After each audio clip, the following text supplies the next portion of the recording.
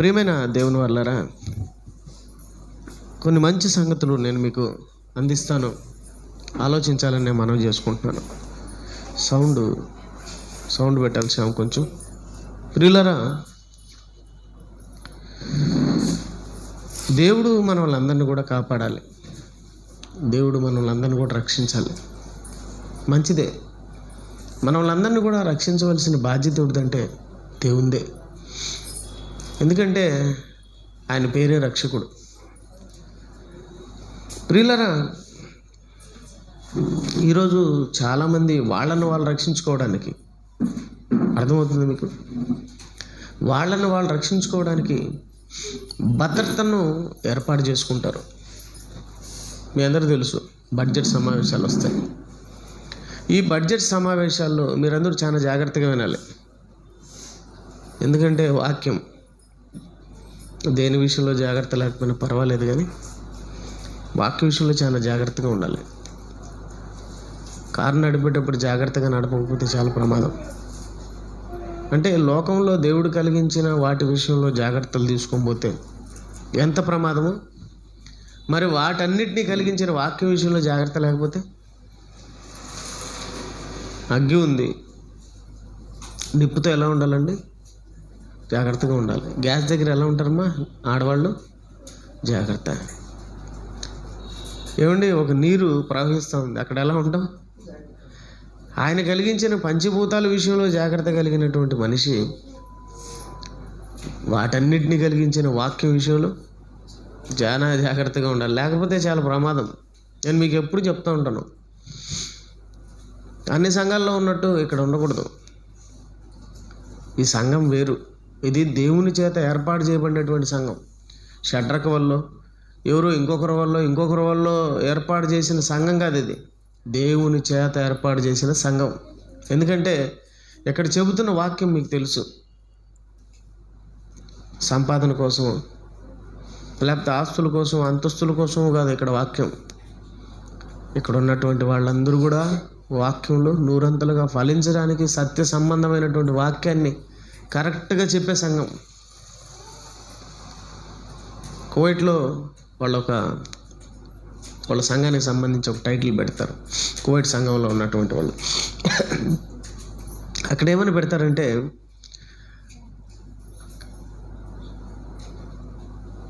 స్వచ్ఛమైన నిర్మలమైన కల్తీ లేని వాక్యం కొరకు క్రైస్ట్ చర్చ్ కువైట్ అని పెట్టారు. అలా పెట్టేది ఎవరంటే అందరూ పెట్టలేరు. అలా స్వచ్ఛమైన కల్తీ లేని నెయ్యి అంటాడు. నిజమది? అబద్ధం. మనం కరెక్ట్గా కానీ దాన్ని కానీ పరిశీలిస్తే దాంట్లో ఉన్నదంతా అబద్ధమే. కానీ వాక్యం దగ్గరికి వచ్చేతలకే దేవుని వాళ్ళారా, కల్తీ లేని వాక్యం ఇక్కడ ఉందని చెప్పాలంటే చిన్న మాటలు కాదు.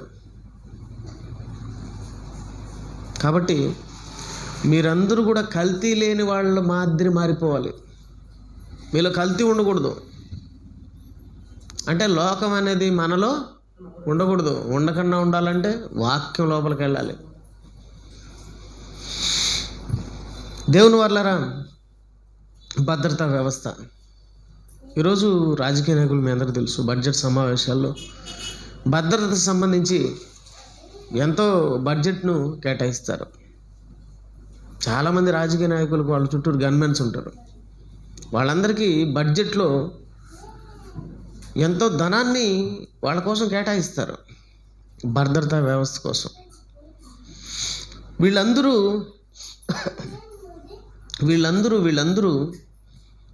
ఉండడం వల్ల వాళ్ళకి రక్షణ అని వాళ్ళు అనుకుంటున్నారు. ఏమండి, ఒకవేళ అలా రక్షణ ఉంటే ఇందిరాగాంధీ ఎందుకు చచ్చిపోయింది? ఇందిరాగాంధీ పక్కన ఉన్నటువంటి వాళ్ళే, భద్రత కోసం ఏర్పాటు చేసుకున్న వాళ్ళే, భద్రంగా కాపాడాల్సిన వాళ్ళే ఏం చేశారు? ఆయన భద్రంగా చంపారు. నిజమేనా? రాజీవ్ గాంధీ ఎలా చచ్చిపోయాడు? భద్రత ఉంది కదా, మరలా Z+ కేటగిరీ భద్రత. మరి ఇంత భద్రత ఉంటే ఎందుకండి వీళ్ళందరూ చచ్చిపోతారు? రాజశేఖర రెడ్డి గారు ఎందుకు చచ్చిపోయాడు? పరిటాల రవి గారు ఎందుకు చచ్చిపోయారు? వీళ్ళందరూ ఎందుకు చచ్చిపోయారు? వీళ్ళకి మళ్ళీ ఏ భద్రత? Z+ కదా. మరి ఇంత ప్లస్ ఉన్నప్పుడు ఎందుకు మైనస్ అయింది అక్కడ? అంటే కాపాడవలసింది ఎవరు? దేవుడు కాపాడాలి. మన వాళ్ళందరినీ ఎవరు కాపాడాలి? దేవుడు కాపాడాలి. ఎందుకు కాపాడాలి దేవుడు? ఎవరిని కాపాడతాడు దేవుడు? ఇక్కడ మనం ఈరోజు ఆలోచించాలి. దేవుడు ఎవరిని కాపాడతాడు? ఎందుకు కాపాడతాడు? వాటన్నిటి విషయమే మనం ఆలోచించాలని నేను మీకు మనవి చేసుకుంటున్నాను. కీర్తనల గ్రంథం 34వ అధ్యాయాన్ని ఒకసారి తీయాలని చూడాలని మనవండి. కీర్తనల గ్రంథం 34వ అధ్యాయము 7వ వచనాన్ని ఒకసారి చూడండి. కీర్తనల గ్రంథం 34వ అధ్యాయం. అందరూ కూడా బైబిల్ తెలిసిన ప్రతి ఒక్కరు, చదువుకున్న ప్రతి ఒక్కరు బైబిల్ తీసి చూసి ఆలోచించాలని మనవి. కీర్తనలు 34:7 దేవుని యందు భయభక్తులు గల వారి చుట్టూ ఆయన దూతల కావెలుండి వారిని రక్షించును. ఏమంటాడండి దేవుడు ఇక్కడ? ఏమిటి? భద్రంగా కాపాడేది ఎవరు మీకు చెప్పాను నేను. దేవుడే. ఆయన కాపాడితే భద్రత, ఆయన వలన భద్రత. ఎవరి వలన భద్రత? దేవుని వలన భద్రత. అందుకే ఇక్కడ కీర్తనలు 34:7 ఏమంటున్నాడంటే, దేవుని యందు భయభక్తులు గల వారి చుట్టూ ఆయన దూత కావలి ఉండి వారిని రక్షించును. కావలుండి వారిని రక్షించును. ఎవరిని రక్షిస్తుందని దేవుడు అనేసాడమ్మా? ఎవరిని రక్షిస్తుంది? ఆయన దూత కావలుండి రక్షించును అన్నాడు. ఆయన దూతలు కావలుండి రక్షించాలంటే ఎవరిని రక్షించాలన్నాడు దేవుడు? దేవుని యందు భయభక్తులు గల వారిని అన్నాడు. ఎవరినండి రక్షిస్తాడు దేవుడు? దేవుని యందు భయభక్తులు గల వారిని రక్షిస్తాడు. ఇది గుర్తుపెట్టుకోండి. ఏమండి, మా అమ్మ ప్రార్థన చేస్తూ ఇంతవరకు కాపాడినావు, ఇంకా కాడ కాపాడుతున్నా అంటుంది. మంచిదే, కాపాడతాడు ఆయన. ఎవరిని కాపాడతాడు? అందరిని కాపాడతాడు అనుకుంటున్నావా? ఆయన యందు భయభక్తులు గలవారి, ఏమండి, ఆయన యందు భయభక్తులు గలవారిని వారి చుట్టూ ఆయన దూత కావలుండి రక్షించును. భయభక్తులు అంటే ఏంటి అసలు? భయము భక్తి అంటే ఏంటి? చూద్దాం, బైబిల్ని మనం పరిశీలన చేద్దాం. భయభక్తులు అంటే ఏంటి? భయభక్తులు అనగానే అందరూ ఏమనుకుంటారంటే, మేము రోజు ప్రార్థన చేసుకుంటామండి, మేము రోజు బైబిల్ చదువుకుంటామండి. అర్థమవుతుందా మీకు? మేము రోజు ప్రార్థన చేసుకుంటామండి, రోజు బైబిల్ చదువుకుంటామండి. నేను ఎవరిని కూడా ఒక మాట అన్నండి, నేను దశంభాగాలు కరెక్ట్గా వేస్తానండి, లేకపోతే ఇదిగోండి అందరికి వందనాలు బాగా చెప్తానండి, నేను ఎవరితో కొట్లాడనండి, నేను చాలా నిష్టగా ఉంటానండి, నేను చాలా కరెక్ట్గా ఉంటానండి, కనుక నేను దేవుని యందు భయభక్తులు గలవాణ్ణి అని సమాజానికి తెలిసినటువంటి భయం అది. సమాజానికి తెలిసినటువంటి భక్తి అది. మరి సమాజానికి తెలిసిన భక్తి, సమాజానికి తెలిసిన భయము మన దగ్గర కూడా అలాంటిదే ఉంటే మరి వాళ్లకు మనకు తేడా ఏముంది? అంతే కదా. మరి తేడా లేనప్పుడు మనం అక్కడనే ఉండొచ్చు కదా, మళ్ళీ ఇక్కడ రావడం ఎందుకు? నా పేరు మల్లికార్జున రాజు అండి, నేను హిందూగా ఉన్నాను, హైందవుడుగా ఉన్నాను. అక్కడ ఒకటి ఇక్కడ ఒకటి అన్నప్పుడు ఈడికి ఎందుకు రావడం? ఆడనే ఉండొచ్చు కదా. ఆడ అబద్ధాలు ఆడకుండా ఉండలేమా? అక్కడ మోసాలు చేయకుండా ఉండలేమా? అక్కడ కూడా మనం ఒకరితో కొట్లాడకుండా ఉండలేమా? అక్కడ కూడా మనం అన్నీ ఇక్కడ చేసినట్టు అక్కడ చేయొచ్చు. మరి అక్కడ ఉండకుండా ఇక్కడికి ఎందుకు వచ్చినామంటే అక్కడ ఇక్కడ ఒకటి కాదు. అర్థం చేసుకోవాలని, ఆలోచించాలని మనవి. అక్కడ ఇక్కడ ఒకటైతే నేను అక్కడే ఉండేవాడిని, ఇక్కడికి రాను. అక్కడ వేరు, ఇక్కడ వేరు. అర్థమవుతుందా మీకు?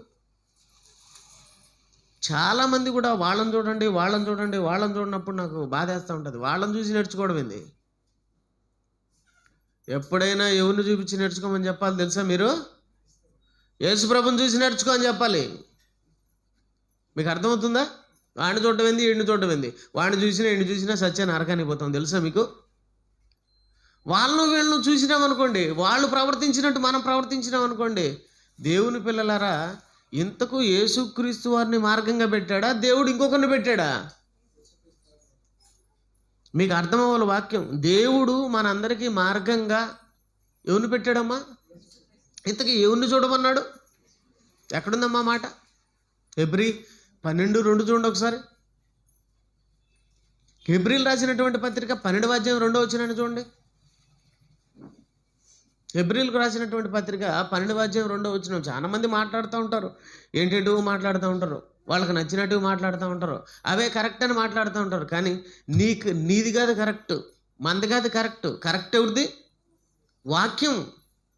వాక్యం కరెక్ట్. అందుకే దేవుడు మనల్ని అందరినీ బాగు చేయడానికి ఎవరిని పంపించాడు? తన వాక్యాన్ని పంపించాడు. ఆ వాక్యమే ప్రభు అయిన యేసుక్రీస్తు వారు. చూడండి ఒకసారి, చూడండి దేవుని పిల్లలు. మనము కూడా ప్రతి భారమును సులువుగా చిక్కులు పెట్టి పాపమును విడిచిపెట్టి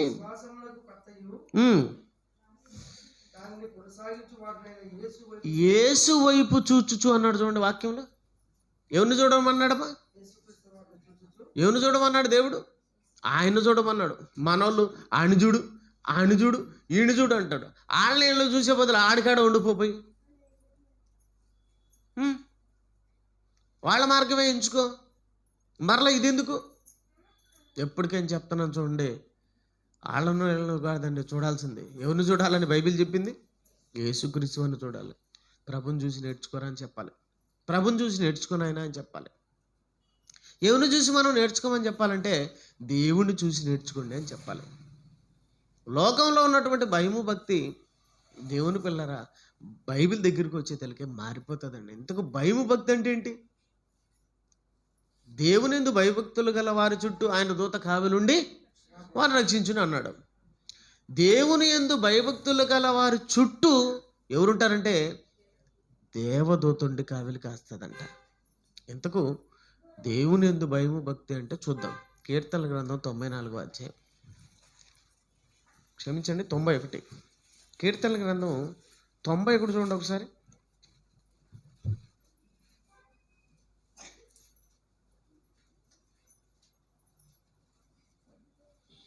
3వ వచనం నుంచి మనం గమనిద్దాం. అమ్మ ఫాస్ట్గా చదువుతురమ్మా.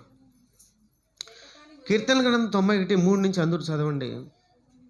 వేటగాని ఊరిలో నుండి ఆయన నిన్ను విడిపించును, నాశనకరమైన తెగులు రాకుండా నిన్ను రక్షించును.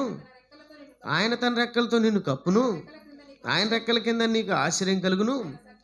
ఆయన సత్యము కేడెమును డాలునై ఉన్నది.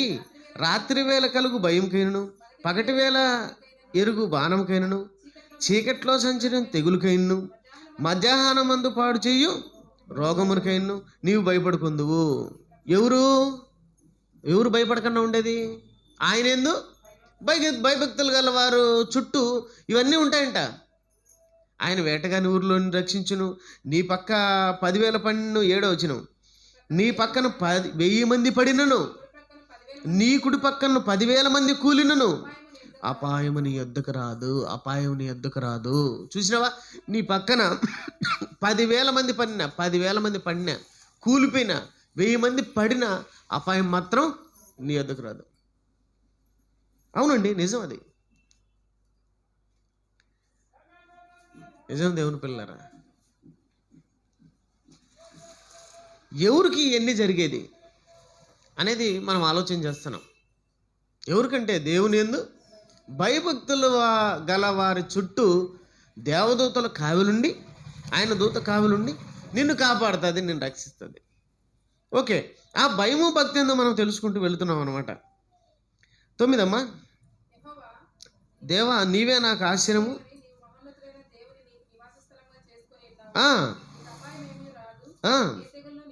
ఏ తెగుళ్ళు నీ గుడారం సమీపించదు. ఏ తెగులు నీ గుడారమును సమీపించదు. ఇప్పుడు ప్రస్తుతానికి కరోనా తెగులే కదా.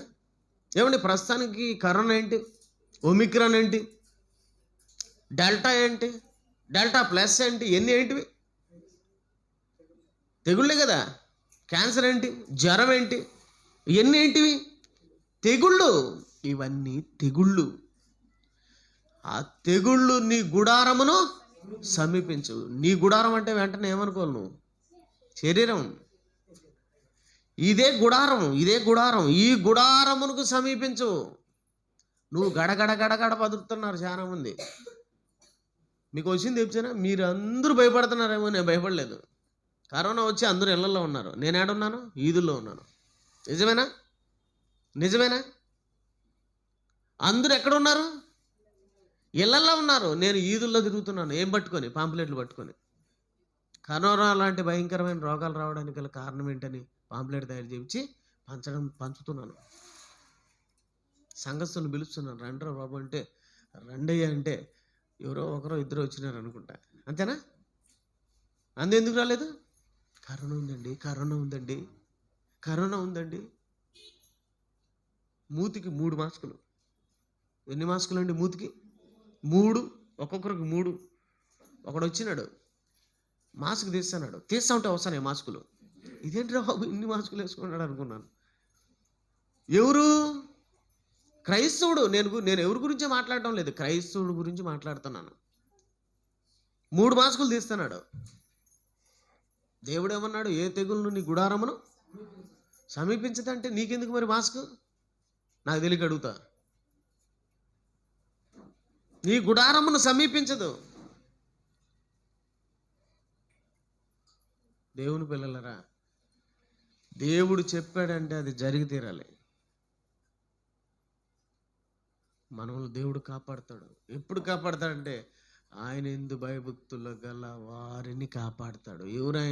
ఎవరు ఇంతకు ఆయన ఎందు భయభక్తులు గలవారు? ఇంతకు భయము భక్తి అంటే ఏమిటని మనం చదువుకుంటా వస్తే, నీకు అపాయం ఏమీ రాదు, ఏ తెగులును నీ గుడారమును సమీపించదు. ఈ వచనం చాలా మంది రాసుకుంటారు, మీకు తెలుసు కదమ్మా. చాలా మంది ఎండ్లకు రాసుకుంటారు, స్కూటర్లకు రాసుకుంటారు. తర్వాత ఇండ్లల్లో వాక్యాలు రాపించి పెట్టుకుంటారు. అంటే నీ గుడారమును సమీపించదానికని ఇంటికి రాసుకోవడం ప్రారంభించారు, తలుపుకు రాసుకోవడం ప్రారంభించారు. గుడారం అంటే ఏందో తెలియకుండా ఉండే నీకెందుకు సమీపించదు? అది గుడారం అంటే ఏంటోనే తెలియని నీకు సమీపించగానే ఉంటుందా? సమీపిస్తుందండి, సమీపిస్తుంది. చాలామంది మనవాళ్ళు చచ్చిపోయారండి, క్రైస్తవులు. అందులో ఎక్కువగా పాస్టర్లు చచ్చిపోయారు. తెలుసు మీకు? పాస్టర్లు చాలా మంది చచ్చిపోయారు. ఏ తెగులను సమీపించదు అన్నాడు కదా, మరి ఎందుకు సమీపించింది? భయము భక్తి అంటే ఏందో తెలియలేదు. తెలియకుండా ఉండడం చాలా ప్రమాదం అండి. చూద్దాం 11. నీ మార్గములన్నిట్లో నిన్ను కాపాడుటకు ఆయన నిన్ను గూర్చి తన దూతలకు ఆజ్ఞాపించును. నీ పాదములకు రాయి తగలకుండా వారు నిన్ను తమ చేతుల మీద ఎత్తి పట్టుకొందురు. నీవు సింహములను నాగుపాములను త్రొక్కెదవు, కొదమ సింహములను భుజంగములను అనగదొక్కెదవు. దేవుని యందు భయము భక్తి కలిగినటువంటి వారు చేసే పనులండి ఇవన్నీ. ఆ దేవుని యందు భయము భక్తి కలిగిన వారు ఎవరో తెలుసా? ఎవరని చెప్తున్నాడంటే, అసలు భయము భక్తి అంటే ఏంటంటే ఈ 14 వచనంలో చెప్పేశాడు చూడండి. అతడు నన్ను ప్రేమించుచున్నాడు గనక నేను అతన్ని తప్పించెదను. చాలమ్మా. అతడు నన్ను ప్రేమించుచున్నాడు గనక నేను అతన్ని తప్పించెదను అంటే వీటిల్లోంచి తప్పించేది ఎవరు? ఈ తెగుళ్ళలోంచి, ఈ రోగాల నుంచి, ఈ భయంకరమైన శాపాల నుంచి, ఈ ఉపద్రవాల నుంచి కాపాడేది ఎవరంటే దేవుడండి. ఎవరిని కాపాడతారు? భయము భక్తి కలిగిన వాళ్ళని కాపాడతారు. భయము భక్తి అంటే ఏంటి? దేవుణ్ణి ప్రేమించే వాళ్లకు భయము భక్తి ఉంటుందంట. అంటే దేవుణ్ణి ప్రేమించడమే భయము భక్తి ఉండడం. భయము భక్తి మనకు ఉందని ఎలా తెలుస్తుంది అంటే దేవుణ్ణి ప్రేమించడం ద్వారా. దేవుణ్ణి ప్రేమించడం అంటే మళ్ళా మూడో దాంట్లోకి వెళ్ళిపోదాం. దేవుణ్ణి ప్రేమించడం అంటే ఏంటి? భయము భక్తి ఎవరికి ఉంటుంది? ఆయన్ని ప్రేమించే వాళ్ళకు ఉంటుంది. మరి ప్రేమించే వాళ్ళనే, ఆయన్ని ప్రేమించే వాళ్ళనే ఆయన దూత కావి నుండి కాపాడుతుంది. ఏ తెగులుకైనా నువ్వు భయపడవలసిన అవసరం లేదు. ఏ తెగులు నీ గుడారమును సమీపించదు. నీ పక్కన 1000 మంది పడినా, 1000 మంది కూలినా, నీ 10,000 మంది నీ పక్కన పడినా నువ్వు మాత్రం కింద పడవు. నీ కరోనా రాదు, క్యాన్సర్ రాదు, నువ్వు ఉన్న రోజులు లక్షణంగా ఉంటావు. సువార్త ప్రకటిస్తా ఏదో చంపినారనుకో, అది వేరులే. స్టెఫెను చంపినారు, ఏమండి? ఆయన ఏదన్నా రోగం వచ్చి చచ్చిపోయాడు, ఎవడో చంపితే చచ్చిపోయాడా? ఎవడో దేవుని పని చేస్తా ఉంటే చంపేశాడు, దాన్ని వదిలేయండి. నీకు ఏదైనా రోగం వచ్చి, వ్యాధి వచ్చి ఏమైనా చచ్చిపోయావా? బైబిల్లో దేవుని పని చేసిన వాళ్ళు ఎవరైనా వ్యాధులు వచ్చి చచ్చిపోయారు?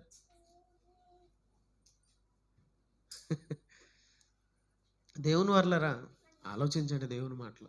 దేవుని యందు భయము భక్తి కలిగినటువంటి వారు ఎవరంటే దేవుణ్ణి ప్రేమించేవాళ్ళు. దేవుణ్ణి ప్రేమించడం అంటే ఎలా? దేవుణ్ణి ప్రేమించడం అంటే ఎలా అండి?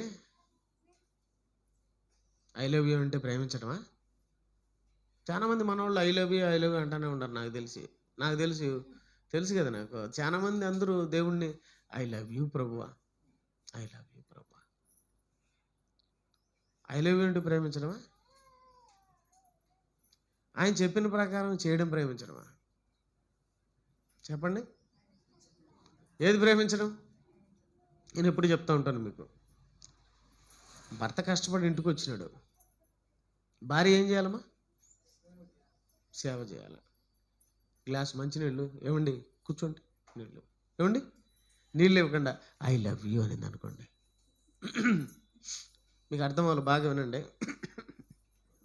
భార్య ఏం చేయాలమ్మా? నీళ్ళు ఇవ్వాలి. నీళ్ళు ఇవ్వకుండా ఐ లవ్ యూ అంటుంది. అప్పుడు ఆయనకి ఎలా ఉంటుంది? ఇదేంటి, నేను కష్టపడి వచ్చినాను కదా, నీళ్ళు ఇవ్వాలి కదా, ఐ లవ్ యూ అంటుంది. పోనీలే. తర్వాత ఏం చేయాలమ్మా? మీరు ఎంతకు అన్నం పెడతారు లేదా మీ మగుళ్ళకు? నీళ్ళు ఇచ్చిన తర్వాత ఏం చేయాలంటే వేడి నీళ్ళు పోయాల. నిజమేనా? నీళ్లు తాగిన తర్వాత మళ్ళీ ఏ నీళ్ళు ఇవ్వాలా? వేడి నీళ్ళు ఇవ్వాలి. దేనికి? కష్టపడి వచ్చాడు కదా, కష్టపడి పని చేసుకొచ్చాడు కదా. ఏం చేయాలమ్మా? వేడి నీళ్ళు, స్నానం చేయండి వేడి నీళ్ళతో అని చెప్పి వేడి నీళ్ళు ఇవ్వాలి. వేడి నీళ్ళు ఇవ్వడమే కాకుండా భర్తకు నీళ్లు పోసుకునేటప్పుడు కూడా, స్నానం చేసేటప్పుడు కూడా సహాయం చేయాలి. ఏ సహాయం? వీపు రుద్దుకోలేమండి ఇలా. భార్య వెళ్ళి, నేను చెప్పాను కదా, నా చిన్నప్పుడు మా అవ్వ మా తాత పనికి పోయి ఇచ్చిన తర్వాత, అంటే పొలం పనికి పోయి ఇచ్చిన తర్వాత వేడి నీళ్ళు పెట్టి, ఆ వేడి నీళ్ళ ఆయనకు తోడి సబ్బు తీసుకొని చక్కగా ఈపంతా ఇలా ఇలా రుద్దుతూ ఉంటుంది. ఏమంటే అర్థమవుతుందా మీకు? మీకు అర్థం అవ్వాలి.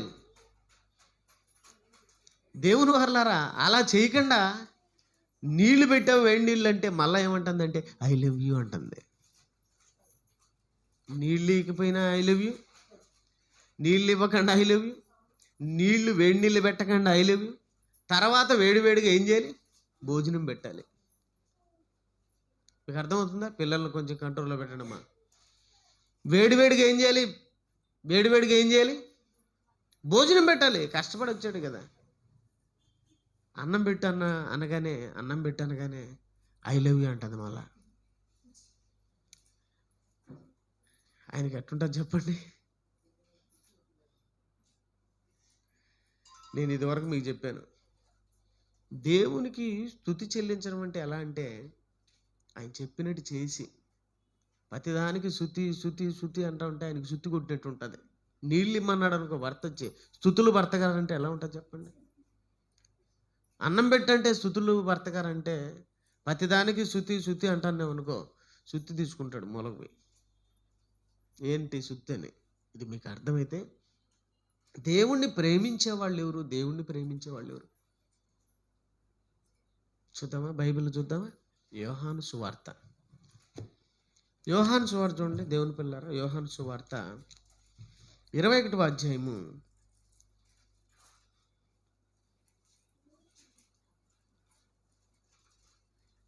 15 వచనం నుండి చూద్దాం. యోహాను సువార్త 21వ అధ్యాయము 15వ వచనం నుంచి మనం గమనిద్దాం. వారు భోజనం చేసిన తర్వాత యేసు సీమోను పేతురును చూసి, యోహాను కుమారుడైన సీమోను, వీరికంటే నీవు నన్ను ఎక్కువగా ప్రేమించుచున్నావా అని అడుగ్గా అతడు, అవును ప్రభువా, నేను నిన్ను ప్రేమించుచున్నానని నీవే ఎరుగుదు అని ఆయనతో చెప్పెను. యేసు నా గొర్రె పిల్లలను మేపుమని ఆయనతో చెప్పెను. యేసు నా గొర్రె పిల్లలను మేపు అని ఆయనతో చెప్పెను. మరలా యేసు ప్రభు ఏం చేశాడు?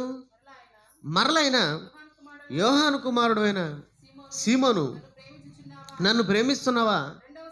రెండవసారి ఆయన అడగ్గా అతడు, అవును ప్రభువా, నేను నిన్ను ప్రేమించుచున్నాను అనగా నీవే ఎరుగుదు అని ఆయనతో చెప్పాను.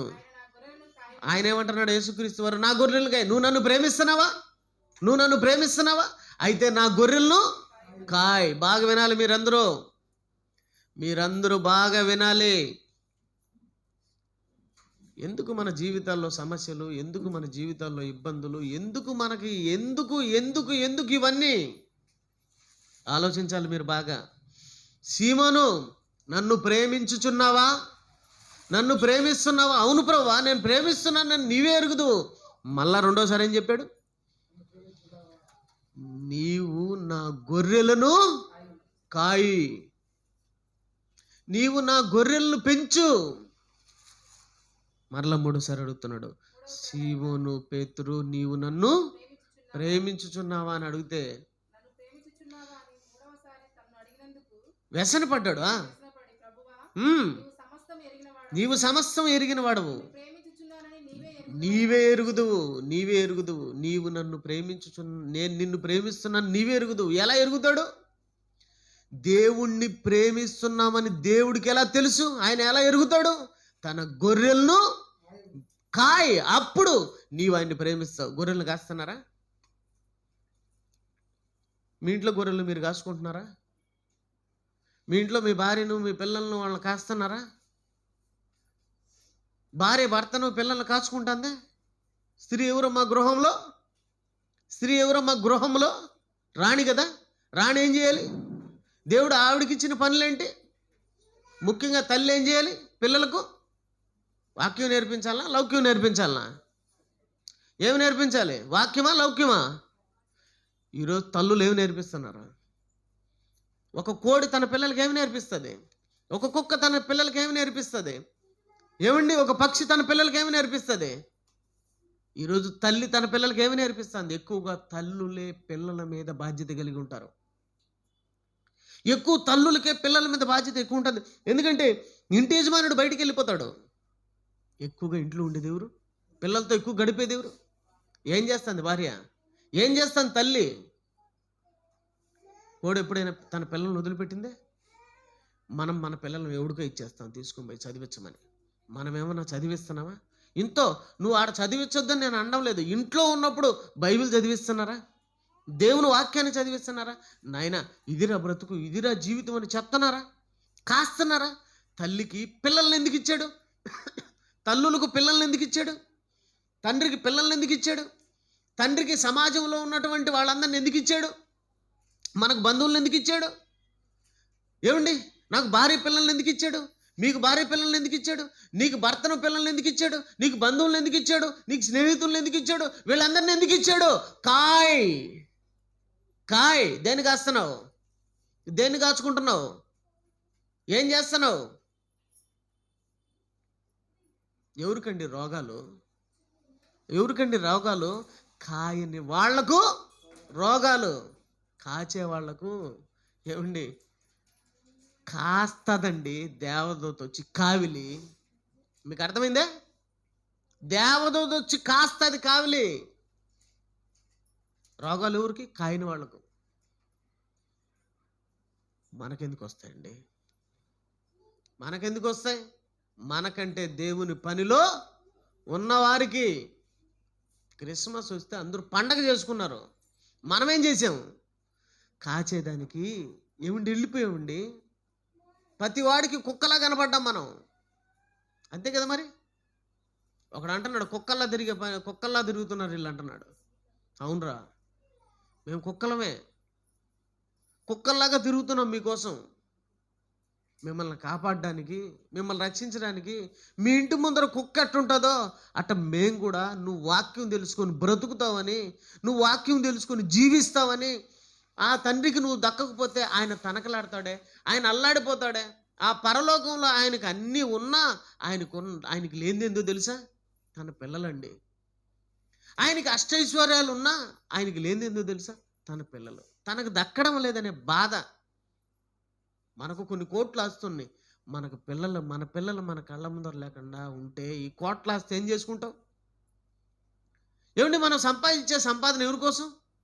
బిడ్డల కోసమే కదా. ఆ పరలోకం ఎవరి కోసం? తన పిల్లల కోసమే కదా. తన పిల్లలే తనకు దక్కనప్పుడు ఆ పరలోకంలో ఆ బంగారు వీధులు ఎవరి కోసం? ఆ నివాసాలు ఎవరి కోసం? ఆ ఆస్తులు అంతస్తులు ఎవరి కోసం? అవి చూసుకోవడం, వాళ్ళ పిల్లల్ని చూసుకోవడం. ఇదో రవికి ఒక ఇల్లు కట్టుండాను, షడ్రకు ఒక ఇల్లు కట్టుండాను, అందరికి ఒక ఇల్లు కట్టుండాను. కానీ ఆ ఇంటిని వాళ్ళు సంపాదించుకోవాలంటే పరలోకంలో భూమి మీద వాళ్ళు ఏం చేయాలంటే వాళ్ళ ఇంటిని వదలాల. అర్థమవుతుందా? అర్థమవుతుంది నేను చెప్పే మాటలు? ఆ ఇంటిని మనం సంపాదించుకోవాలంటే ఈ ఇంటిని వదలాల. వదిలి యాడికెళ్ళాలి? ఎక్కడికి వెళ్ళాలి? సువార్త ప్రకటించడానికి. ఇండ్లు వదలడండి, ఇండ్లు వదలడండి. అబ్బా, నేను చూస్తూ ఉంటాను కదా, ఇండ్లు వదలరు, మొగుడిని వదలరు, భార్యని వదలరు, పిల్లలు వదలరు, ఏందో అయస్కాంతం గరుచుకున్నట్టు గరుచుకుంటారండి అందరూ. వదలవా? వదలకపోతే ఇల్లు వదలకపోతే ఆ ఇల్లు రాదని నీకు తెలీదా? అబ్రహాం గురించి నీకు తెలీదా? అబ్రహాం గురించి ఎవరు ఆలోచించడం లేదా? అబ్రహామును దేవుడు ఎందుకు మెచ్చుకున్నాడు? శిష్యులను యేసుప్రభు ఎందుకు మెచ్చుకున్నాడు?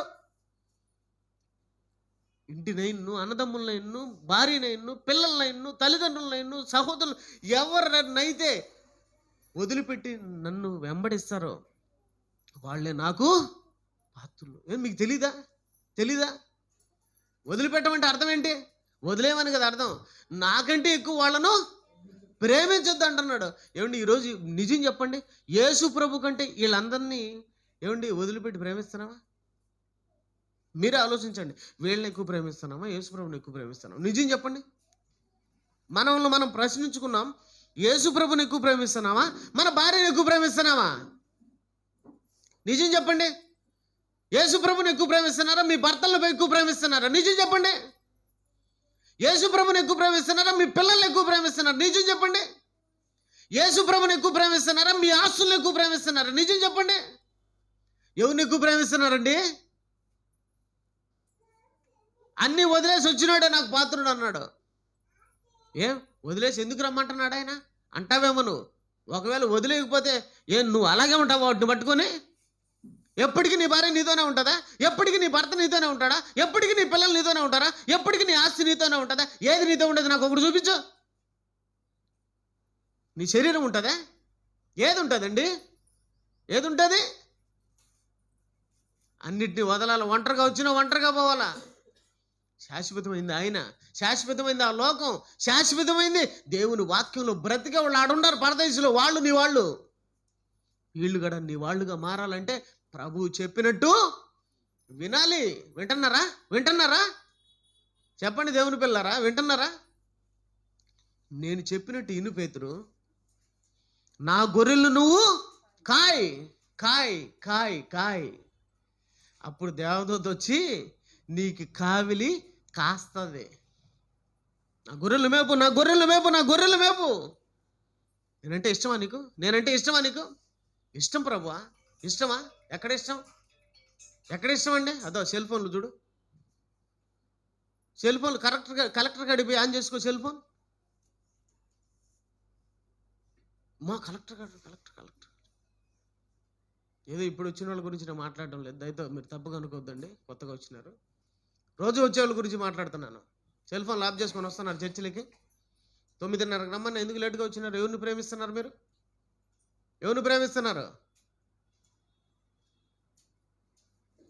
దేవుని పిల్లలారా, మీరందరూ 10 గంట చర్చిలో ఉండాలని చెప్పినాను. మీరు వినలేదంటే ఎవరిని ప్రేమిస్తున్నారు? జయశాలి గారి వాక్యం వస్తుంది ఇప్పుడు. 11:30 త్వరగా చర్చ చేయాలి, మీకు లేట్ చేయకూడదు. మళ్ళీ లేట్ చేస్తే బయటికి పోయి నలుగురు ఏమండి 4th అంపైర్ అని ఒకటి మీటింగ్ వస్తుంది క్రికెట్ అయిపోయిన తర్వాత. మళ్ళీ మీటింగ్ పెడతారు బయట. కొంతమంది ఉన్నారులేండి, వాళ్ళు వెళ్ళిపోయారు. మీరు అలాంటి వాళ్ళు కాదు. నేను త్వరగా చర్చి ముగించాలంటే కొంచెం వాక్యం మీకు చెప్పాలి, మీరు కొన్ని పాటించాలని మనవి చేసుకుంటున్నాను. ఈ మంచి కోసమే చెప్తున్నాను. మీరు దేవుణ్ణి ప్రేమించే వాళ్ళని తెలియాలంటే మీరు 10 గంట చర్చికి రండి. ప్రతిరోజు సువార్తకు వెళ్ళడానికి ప్రయత్నం చేయండి. దేవుని పనులు చేయడానికి మీరు ప్రయత్నం చేయండి. ప్రభువా ప్రభు అని పిలుచు ప్రతివాడు పరలోక రాజ్యమునకు ప్రవేశించలేడు. నా తండ్రి ఇష్టాన్ని నెరవేర్చిన వాడే ప్రవేశిస్తాడు. దేవుని గురించి చెప్పండి. మీ పిల్లలను, మీ ఇంట్లో వాళ్ళను కాయండి, దేవునిలో నడిపించండి. ఇంకా ఎంతమందిని దేవుడు మీకు ఇచ్చినాడు వాళ్ళందరికీ వాక్యం చెప్పండి, వాళ్ళని కాయండి. అప్పుడు ఎవరిని ప్రేమించినట్టు? యేసుప్రభుని ప్రేమించినట్టు.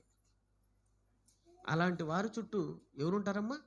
తన దూత కావలి ఉంటుంది, వాళ్ళని రక్షిస్తుంది. మీ అందరికీ తెలియదేముంది? మోషే గారు ఏమండి ఇశ్రాయేల్ కోసం దేవుడు ఏర్పాటు చేసుకున్నాడు మోషే గారిని. అప్పుడు మోషే గారితో దేవుడు ఏమంటాడమ్మా? దేవుడు ఏమంటాడు? 23:20 అనుకుంటాను, నిర్గమకాండం 23:20. ఒకసారి చూడండి త్వరగా. నిర్గమకాండం 23వ అధ్యాయము 20 వచ్చిన ఒకసారి చూడండి. ఇదిగో త్రోవలో నిన్ను కాపాడి నేను సిద్ధపరిచిన చోటుకు నిన్ను రప్పించుటకు ఒక దూతను నీకు ముందుగా పంపుతున్నాను. ఏమండి మోషే గారి ముందర ఎవరు పంపుతున్నారు? దూత వెళ్తుంది. Z+ కేటగిరీ వెళ్తుందా? మోషే ఒకడే వెళ్ళిపోయాడు, వీలైతే ఆహారాన్ని పిలుచుకోపోయాడు, అంతేనా? ఏమన్నా Z+ పిలుచుకోపోయాడా? ఎందుకు భద్రత? దేవుడు భద్రత ఇవ్వాలి. నీ భద్రత నీకు పెద్ద విషయమేం కాదు. నీ భద్రత నిన్ను చంపేస్తుంది. చెప్పాను కదా, రాజీవ్ గాంధీని ఎవరు చంపారు? ఏమండి భద్రత కాపాడగలిగిందే? రాజీవ్ గాంధీని చంపుతా అంటే భద్రత కాపాడగలిగిందే? ఏమండి ఇందిరాగాంధీని చంపుతా అంటే భద్రత కాపాడగలిగిందే? చాలామంది భద్రత, చాలామంది మీరు గమనిస్తే ఈ మధ్య సేవకులు కూడా, ఎవరండి సేవకులు అంటే పాస్టర్లు వెనక ఎవరున్నారు తెలుసా? ఇట్లా. ఎందుకండి వీళ్ళంతా? ఎందుకు వీళ్ళంతా అంటే నీకు భయం వచ్చిందనమాట. అంటే నువ్వు దేవుని పనిలో లేవని ఎప్పుడైతే నీకు తెలిసిందో నీ వెనక మనిషిని పెట్టుకున్నావు. ఎందుకు మనిషి నీకు వెనక? ఎందుకు మనిషి నీకు వెనక? అంటే దేవుడు భద్రతలో నువ్వు లేవా? లేవు, అందుకే నువ్వు వెనక మనిషిని పెట్టుకున్నావు. దేవుడు ఏమంటున్నాడు? నన్ను ప్రేమించు వారి చుట్టూ ఎవరుంటారు తెలుసా? దేవదూతలు కావలి కాస్తారు. 10,000 మంది కూలినా, 1000 మంది పడినా నీకు అపాయం రాదు. ఎందుకంటే దూతలు ఉన్నారు. దానియేలు గారి చుట్టూ ఎవరున్నారు? దానియేలు గారిని సింహపు గుహలో వేశారు. మీ అందరూ తెలుసు. దానియేలు గారిని ఎక్కడ వేశారు? సింహపు గుహలో వేశారు. దానియేలు గారిని సింహపు గుహలో వేస్తే రాజు భయపడుతున్నాడు. గడగడ గడగడ పాపం భయపడి రాత్రి అంతా నిద్రలేక పరిగెత్తినాడండి. ఉదయాన్నే పరిగెత్తాడు. అక్కడ వేసిన తర్వాత గుహలో వేసేశారు. దానియేలు గారిని సింహపు గుహలో వేశారు. పాపం రాజు దానియేలు గారు అంటే ఇష్టం రాజుకు. గూడుపుటాన్ని చేసి గుహలో, సింహాల గుహలో వేసేదానికి ఈ పక్క వాళ్ళు ప్రయత్నం చేస్తూనే ఉంటారు. మంచికి చెడు ఇప్పుడు పక్కనే ఉంటుంది. కానీ దేవుడు కాపాడదనుకుంటాడు. ఏమండి సింహాలు వచ్చేసి ఆ సింహాలు నోటికి దానియేలు గారిని దక్కకుండా ఎవరు కాపాడారు? వచ్చి దూత. దూత వచ్చేసింది, కాపాడుతుంది. రాజు పరిగెత్తుకుంటూ వచ్చినాడు. ఏమండి దానియేలు గ్రంథం 6వ అధ్యాయము 20వ వచనంలో అనుకుంటాను. దానియేలు గ్రంథం 6వ అధ్యాయం 20. ఎవరు? రాజు. అతడు గుహ దగ్గర రాగానే దుఃఖ స్వరంతో దానియేలును పిలిచి, జీవము గల దేవుని సేవకుడు అయిన దానియేలు, నిత్యము నీవు సేవించుచున్న నీ దేవుడు నిన్ను రక్షింపగలిగిన అని అతన్ని అడిగిరి. అందుకు దానియేలు ఏమంటున్నాడు చూడు, రాజు చిరకాలం జీవించును గాక. అంటే నువ్వు జీవించాలా? నా గురించి కదా నువ్వు ఆలోచించాల్సింది. నేను జీవించున్నానా చచ్చిపోయినాను కాదు, నువ్వు ముందు జీవించు అని ఎవరిని అంటున్నాడు? రాజు చిరకాలం జీవించును గాక. నేను నా దేవుని దృష్టికి నిర్దోషం కనపడేది కనుక ఆయన తన దూతను పంపించి సింహములు నాకు ఏ హాని చేయకుండా వాటి నోళ్ళు మూయించును. ఎందుకు మూయించాడు? జెడ్ ప్లస్ ఏమైనా పెట్టుకున్నాడా కాపాడుకోవడానికి? ఎవరండి జెడ్ ప్లస్ అందించాల్సింది? దేవుడు అండి. దేవుడు భద్రతలో మనం ఉంటే భద్రంగా ఉంటామండి.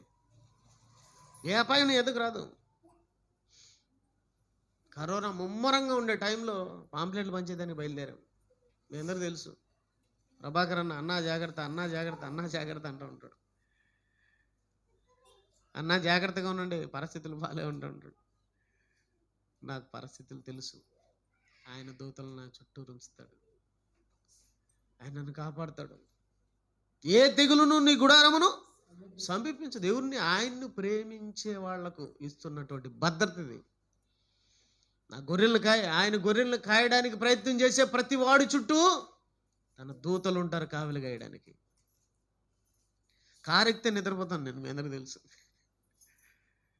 నేను కారెక్కినానంటే నిద్రపోతాడు. మొన్న సురేందర్ అనుకుంటా, సురేందర్ అన్న వన్నా నీకు తెలీదా ఆడ జరిగింది నాది అంటున్నాడు. ఎందుకంటే నువ్వు నిద్రలే అని చెప్పలేక ఏదేదో చెప్తున్నాడు. నేను కారెక్కుతాను, నిద్రపోతానండి. నాకున్న అంటే బాగా అలసిపోతాను. కార్ డ్రైవింగ్ చేయడానికి సువార్తలు పోయటం, ఎక్కువ సువార్తలే కదా మనకి ఈ మధ్య. సువార్తలకు వెళ్ళిపోతాం. వెళ్ళిపోయేటప్పుడు వచ్చేటప్పుడు 2 పూటలు నిద్రపోతాను.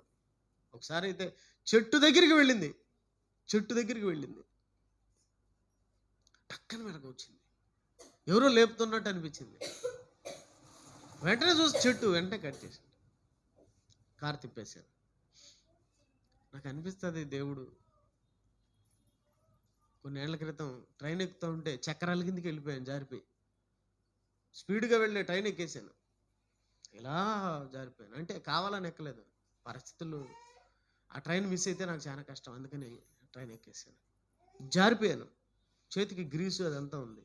అలా అది కొంచెం స్టీల్ది కదా, అలా జారిపోయింది. ఈ చేతిలో వేరే వస్తువు ఉంది, ఇది వదిలిపెట్టలేదు. ఇది ఇలా జారిపోయి నేను ట్రైన్ కిందకి వెళ్ళిపోయాను.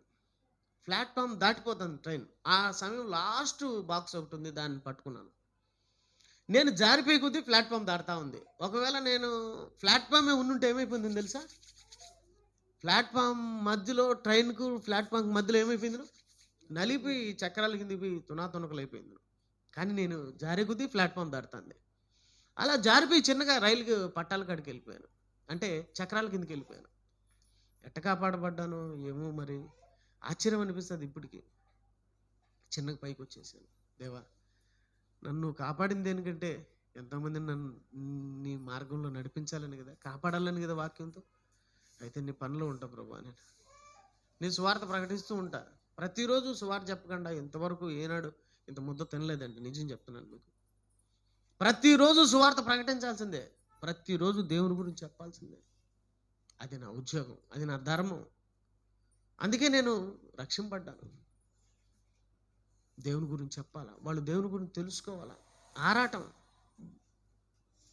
ఒక పోరాటం అనుకోండి జీవితంలో. మోషే గారిని ఎవరండి కాపాడింది? దేవుడు. అందరూ తెలుసు కదా. దూతలను దేవుడు ఎందుకు ఏర్పాటు చేశాడు? రక్షణ అనే స్వాస్థ్యం పొందబో వారికి. ఎవరండి వీళ్ళందరూ? హెబ్రీ 1వ అధ్యాయం 14వ వచనంలో ఏముంది? హెబ్రీ 1వ అధ్యాయం 14వ వచనం చూడండి ఒకసారి, ముగిస్తానిక. హెబ్రీ 1వ అధ్యాయం 14వ వచనం చూడండి ఒకసారి. వీరందరూ రక్షణయను స్వాస్థ్యం పొందబో వారికి పరిచారం చేయుటకి పంపబడిన సేవకులైన ఆత్మలు కారా? పంపబడిన సేవకులైన ఆత్మలు కారా? ఎవరండి వీళ్ళందరూ? మనందరికీ సేవ చేయడానికి వచ్చిన దూతలు. నిన్ను కాపాడతారు, నిన్ను రక్షిస్తారు. ఎందుకు? దేవుడు అండి. తన పనిలో ఉన్నటువంటి వాళ్ళు కాచే వాళ్లకు వీళ్ళందరూ కాచేవాళ్ళండి. దేవుని పిల్లల్ని కాచేవారికి దేవదూతలు కాస్తూ ఉంటాయి, దేవదూతలు కాస్తూ ఉంటాయి. భద్రత, మనకున్న భద్రత ఎవరికుందండి? దేవుని పిల్లలకున్న భద్రత ప్రపంచంలో ఇంకొకటికన్నా ఉందా లేదా? లేదు. మనకున్న భద్రత ఇంకొకటికి లేదండి. ఎలీషా అనుకుంటాను. వెనక చూడు ఒకసారి ఎంతమంది ఉన్నారు. అప్పుడు దేవుడు వాడు కన్నులు తెరిపించగానే ఎంతమంది సైన్యం. యేసుప్రభు ఏమన్నాడండి? యేసుక్రీస్తు వారు ఏమన్నారు మీ అందరూ తెలుసు కదా. వాళ్ళు కత్తులతో గుదేలతో వచ్చినప్పుడు ఈయన పేతురు గారికి కోపం వచ్చేసి యేసుప్రభుని పట్టుకోగానే చెవి తెగ నరికినప్పుడు యేసుప్రభు అన్నమాట మీ అందరికి తెలీదా? పేతురు, నేను అనుకుంటే దేవుడు నాకు ఎంతమందిని పంపిస్తాడు తెలుసా? 12 వ్యూహ సైన్యములు పంపిస్తా అన్నాడు, 12 సేనలను పంపిస్తా అన్నాడు. ఇప్పుడు అనుకుంటే, కానీ నేను అలా అనుకోవడం లేదు. ఎందుకంటే నా ప్రాణాన్ని నేనే ఏం చేయాలి? పెట్టాలంటే వాళ్ళందరూ వస్తే ఏమవుతుంది? ప్రాణం పోదు కదా, వాళ్ళు రక్షిస్తారు. కనుక నా ప్రాణం పెట్టాలి, నేను ప్రాణం పెట్టాలి. కనుక నేను కోరుకోవడం లేదు. 12 వ్యూహ, ఒక సేనకు ఎంతండి? ఒక సేన అంటే ఎంతమంది అమ్మా? 6,000. 6 × 12 72. అంటే 72,000 మందికి పైగా వస్తారు. 72,000 మందికి పైగా అంటే సుమారు 1,00,000 మంది. ఎలాంటి వాళ్ళు? నల్లగుడ్లు వేసుకొని, నల్లద్దాలు పెట్టుకుని, మిషన్ గన్ను పట్టుకునే వాళ్ళని ఏం భద్రత అంటాం మనం. ఏమండి, ఇలాంటి వాళ్ళు కదా వాళ్ళు. దేవదూత అంటే తెలుసు కదా, దేవదూత అంటే ఎంత పవర్ఫుల్లో తెలుసు కదా. 1,00,000 మందికి పైగా వచ్చి వెనక నిలబడతారు, ముందు నిలబడతారంటే ఏంటండి ఆ భద్రత? Z+ మించిన ప్లస్ అది. ఈరోజు మనోళ్ళకు తెలియక మనోళ్ళు కూడా చాలామంది వెనక ఇలా ఉంటారు. ఎందుకు ఇలాంతా నేను ఆలోచించాను. మన సేవకులు చాలామంది వెనక పెద్ద పెద్దోళ్ళంతా మీకు తెలుసు కదా, ఇంకా పేర్లు చెప్పలేను నేను. వెనకలంతా ఫుల్ ఇలా ఇలా ఇలా. ఎందుకు ఇలా ఎందుకు కింద ఉన్నారంటే ఏదో ఆయన మింది పడతారు కనుక ఆపడానికి ఉన్నారు అనుకోవచ్చు. వెనక పక్క ఎందుకు? మళ్ళీ ఇలా చూస్తా నేను ఆశ్చర్యపోతానండి. ఏంట్రా బాబు ఇదంతా. దేవుని పిల్లలరా, మనకు దేవుడు అద్భుతమైన భద్రతనిచ్చాడు. ఆ భద్రత ఎవరికి? మొదటగా దేవుని యందు భయభక్తులు గల వారి చుట్టూ ఆయన దూత కావలి ఉండి వారిని రక్షించును. అంటే ఎవరికి భద్రత? కరోనా రాకుండా ఎవరికి భద్రత? క్యాన్సర్ రాకుండా ఎవరికి భద్రత? ఆయనందు భయభక్తులు గల వారి చుట్టూ.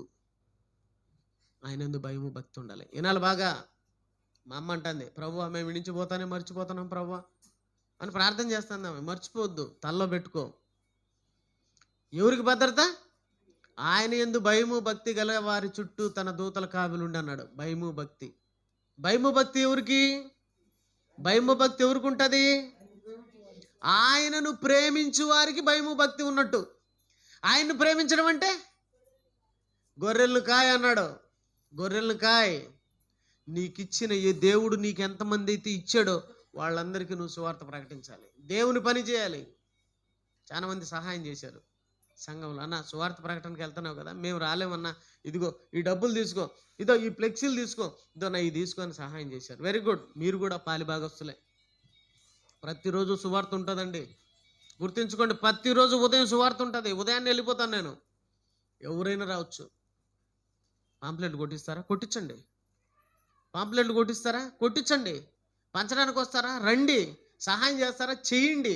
మొత్తానికి దేవుని భద్రతను మీరు సంపాదించుకోండి. గొర్రెలు కాయాలి. మనం ఎలా కాయాలో, ఏ విధంగా కాయాలో దేవుడు చెప్పాడు. సర్వలోకానికి వెళ్ళి సర్వ సృష్టికి స్వార్థను, వాళ్ళందరినీ దేవుని వాక్యంలో నడిపించాలి. అలా నడిపించిన వాడు చుట్టూ ఎవరుంటారు? ఆయన దూత కావలి ఉండి మనల్ని రక్షిస్తారు.